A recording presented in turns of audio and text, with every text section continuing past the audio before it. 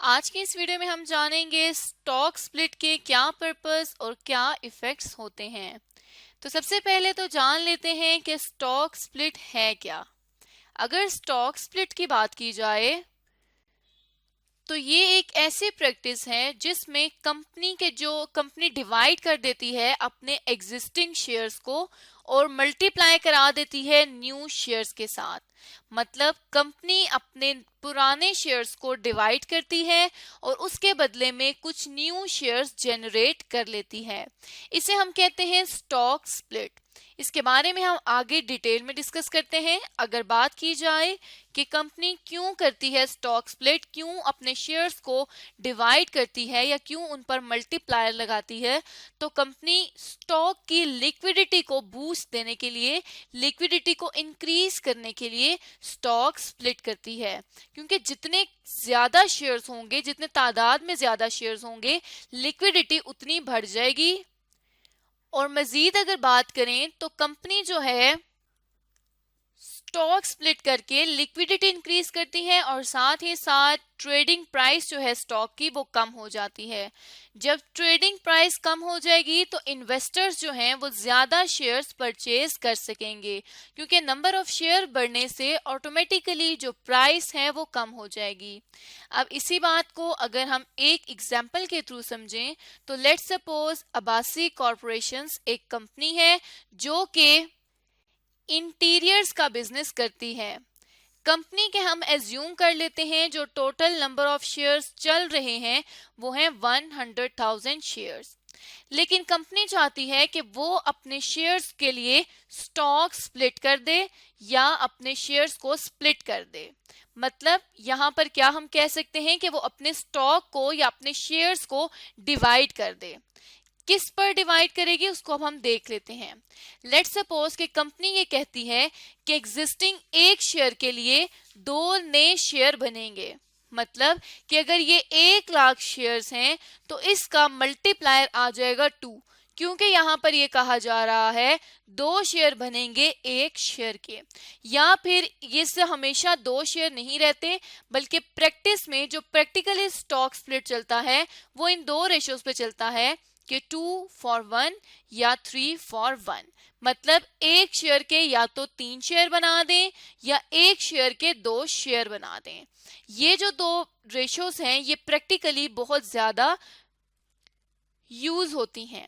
अब अगर यहाँ पे स्टॉक स्प्लिट की बात की जाए तो अब्बासी कॉरपोरेशंस के ऑलरेडी एग्जिस्टिंग जो शेयर्स हैं वो है 100,000 और स्टॉक स्प्लिट हमें ये कहता है कि एग्जिस्टिंग शेयर्स को डिवाइड कर देना है एग्जिस्टिंग नंबर से और फिर उसमें हमने मल्टीप्लायर अप्लाई कर देना है।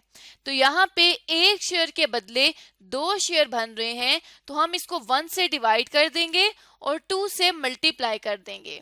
तो जब इसकी कैलकुलेशन को परफॉर्म किया जाएगा तो स्टॉक स्प्लिट के थ्रू जो टोटल नंबर ऑफ शेयर्स आ जाएंगे न्यू, वो आ जाएंगे 200,000 शेयर्स। अब ये जो हमने किया है यहाँ पर मल्टीप्लायर अप्लाई किया है और जो स्टॉक को डिवाइड कर दिया है, मतलब कि 1 लाख से 2 लाख शेयर्स बना दिए हैं, इसे कहा जाता है स्टॉक स्प्लिट। अब यहाँ पर अगर बात की जाए तो कोई भी कंपनी ऐसे ही अपने नंबर ऑफ शेयर्स को इंक्रीज नहीं करती, बल्कि कंपनी के कुछ पर्पस होते हैं, कुछ ऑब्जेक्टिव्स होते हैं जिसकी वजह से वो अपने नंबर ऑफ शेयर्स को इंक्रीज करती है। तो अगर पर्पस की बात की जाए तो स्टॉक स्प्लिट का जो सबसे पहला पर्पस है वो है इम्प्रूव लिक्विडेशन। इसका ये मतलब है कि कंपनी जो है उसकी लिक्विडेशन इंप्रूव हो जाती है। और लिक्विडेशन किसे कहते हैं कि कितनी जल्दी जो एसेट है उसको कैश में कन्वर्ट किया जा सकता है, इस चीज को कहा जाता है, इस कंसेप्ट को लिक्विडेशन कहा जाता है। तो अगर हम यहाँ पर देखें तो 1 लाख शेयर्स थे लेकिन अब 2 लाख शेयर्स हो चुके हैं। हो सकता है क्योंकि अब ये जब नंबर ऑफ शेयर्स इंक्रीज कर जाएंगे तो इसकी प्राइस भी स्प्लिट होगी। यहाँ पर आगे जाके हम देखेंगे कि जो डेट टू इक्विटी रेशियो है या इक्विटी की जो वैल्यू है वो इंक्रीज नहीं होगी, सिर्फ और सिर्फ नंबर ऑफ शेयर्स इंक्रीज होंगे। तो जब नंबर ऑफ शेयर्स इंक्रीज होंगे तो प्राइस ऑलरेडी रिड्यूस हो जाएगी, जिसकी वजह से करके लिक्विडेशन इंप्रूव हो जाएगी। जैसे लेट सपोज पहले सिर्फ और सिर्फ 1 लाख शेयर्स थे और हम एज्यूम कर लेते हैं कि ₹10 का एक शेयर था। जब शेयर्स 2 लाख हो जाएंगे तो जो प्राइस है वो रिड्यूस होके 5 हो जाएगी। अब यहाँ पे 5 रुपीज का जो शेयर है उसको बेचकर ज्यादा जल्दी पैसे कमाए जा सकते हैं एज कंपेयर टू जब यहाँ पे हम 10 रुपए का शेयर बेचेंगे। तो यहाँ पर इस तरह से लिक्विडेशन जो है वो इम्प्रूव हो जाएगी। नेक्स्ट हमारे पास जो आता है पर्पस वो है अपीलिंग टू शेयर होल्डर। जिस तरह यहाँ पे हमने बात की कि अगर 1 लाख शेयर थे और प्राइस जो थी वो 10 रुपीज थी, अब 2 लाख शेयर्स हो गए हैं और प्राइस जो है वो 5 रुपीज रहेगी।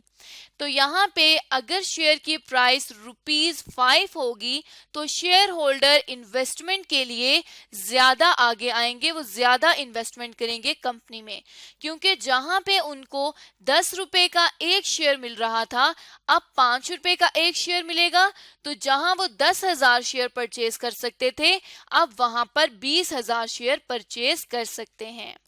उसके अलावा अब यहाँ पर शेयर होल्डर्स को अपील करने के लिए जो है वो स्टॉक स्प्लिट किया जाता है। नेक्स्ट जो पर्पस आता है वो ये आता है कि लॉन्ग रन में प्रॉफिट को मैक्सिमाइज करने के लिए कंपनी स्टॉक स्प्लिट करती है, क्योंकि अगर यहाँ पर देखा जाए तो 5 रुपीज का शेयर हो जाएगा, नंबर ऑफ शेयर्स जो हैं वो बढ़ जाएंगे तो उनके ऊपर प्रॉफिट भी ज्यादा आ सकता है शेयर होल्डर्स को। तो ये इन लॉन्गर रन की बात की जा रही है कि लॉन्ग रन में प्रॉफिट के मैक्सिमाइज होने के बहुत सारे चांसेस हैं। उसके बाद यहाँ पर जो लास्ट पॉइंट आता है, जो लास्ट पर्पस आता है वो है अप्रेज डिविडेंड। डिविडेंड प्रॉफिट का वो हिस्सा होता है जो कंपनी अपने शेयर होल्डर्स के दरमियान तकसीम करती है। तो एक जो मजीद पर्पस हो जाएगा वो ये हो जाएगा कि डिविडेंड को अप्रेज किया जाएगा कि क्या जो डिविडेंड दिया जा रहा है वो एक्सेप्टेबल है या नहीं है। तो कंपनी जब नंबर ऑफ शेयर्स बढ़ा देगी तो शेयर होल्डिंग्स भी इंक्रीज हो जाएंगी, जिनके थ्रू जो शेयर होल्डर्स हैं उनका रिस्पॉन्स टुवर्ड्स डिविडेंड कंपनी को पता चल जाएगा। तो यहाँ पे हमने पर्पस सीख लिए कि स्टॉक स्प्लिट के क्या पर्पसेस होते हैं। अब हम चलते हैं और जानते हैं स्टॉक स्प्लिट कंपनी पर क्या इफेक्ट लाती है। तो अगर सबसे पहले इफेक्ट की बात की जाए तो सबसे पहले ये कहा जाता है कि कंपनी की मार्केट कैपिटलाइजेशन में कोई चेंज नहीं आएगा। मार्केट कैपिटलाइजेशन बेसिकली क्या होती है? Market capitalisation basically debt to equity ratio होती है, और जो डेट टू इक्विटी रेशो है वो मार्केट पे बेस करती है, वो market price of equity and debt पे बेस करती है।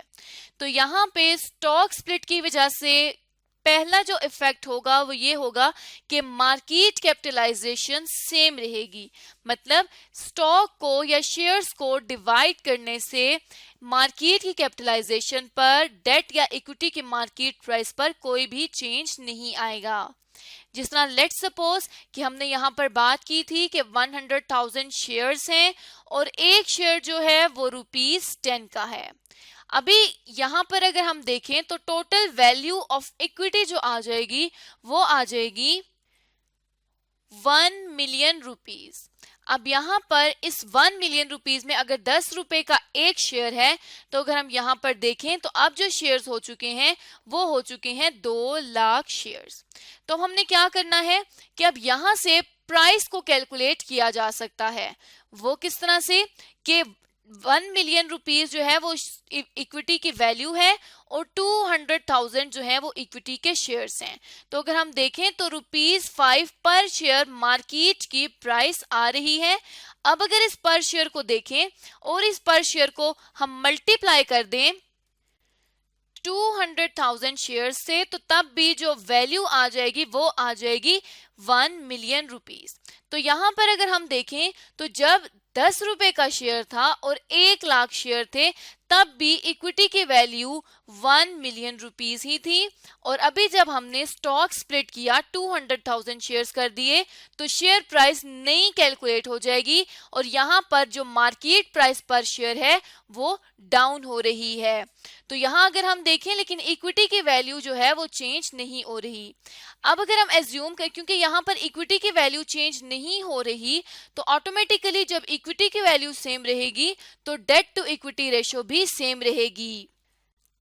उसके लिए हम यहाँ पे अगर एज्यूम करें तो जो डेट है हम एज्यूम कर लेते हैं कि 500,000 रुपीस का है और जो इक्विटी है वो 1 मिलियन रुपीस की है, जैसे कि हमने पहले देखा।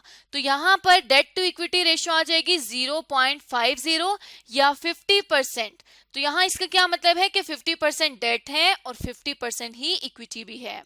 अब यहाँ पे अगर देखें तो जब इक्विटी की वैल्यू पहले भी 1 मिलियन थी और अभी भी 1 मिलियन है, तो यहाँ पर 1 मिलियन ही आएगा, इसको हम चेंज नहीं करेंगे, तो automatically debt to equity ratio same ही रहेगी। अब यहाँ पे हमने मजीद एक चीज देख ली है, जो कि हम इफेक्ट देखें तो वो ये आ रहा है कि जो मार्केट प्राइस है शेयर की वो रिड्यूस हो रही है, क्योंकि पहले जो मार्केट प्राइस थी वो थी ₹10 पर शेयर और नई जो मार्केट प्राइस आ रही है वो आ रही है ₹5 पर शेयर। तो जब भी नंबर ऑफ शेयर्स इंक्रीज करेंगे, मार्केट प्राइस हमेशा डिक्रीज करेगी। तो मार्केट प्राइस पर जो इम्पैक्ट आएगा वो आ जाएगा डिक्रीज का। इसी तरह लास्ट पे अगर बात की जाए तो वो बात आ जाती है शेयर होल्डिंग्स की, कि शेयर होल्डिंग्स भी चेंज नहीं होंगी। और वो किस तरह से चेंज नहीं होंगी कि लेट्स सपोज एक शेयर होल्डर है मिस्टर ए। मिस्टर ए ने 10,000 शेयर्स जो हैं वो कंपनी में लिए हुए थे और एक की मार्केट प्राइस जो है वो 10 रुपीस की थी। तो अगर हम यहाँ पर देखें तो 100,000 रुपीस की इन्वेस्टमेंट थी मिस्टर ए की। अब अगर स्टॉक स्प्लिट को देखा जाए तो हम 10,000 शेयर्स को मल्टीप्लाई कर देंगे 2 के साथ और डिवाइड कर देंगे 1 के साथ, जो कि हमारे पास रेशो आ रही थी स्टॉक स्प्लिट की। तो ये हो जाएंगे 20,000 शेयर्स। अब यहाँ पर 20,000 शेयर्स हैं जो कि स्टॉक स्प्लिट से आए हैं और इक्विटी की वैल्यू जो है वो है 100,000 रुपीज।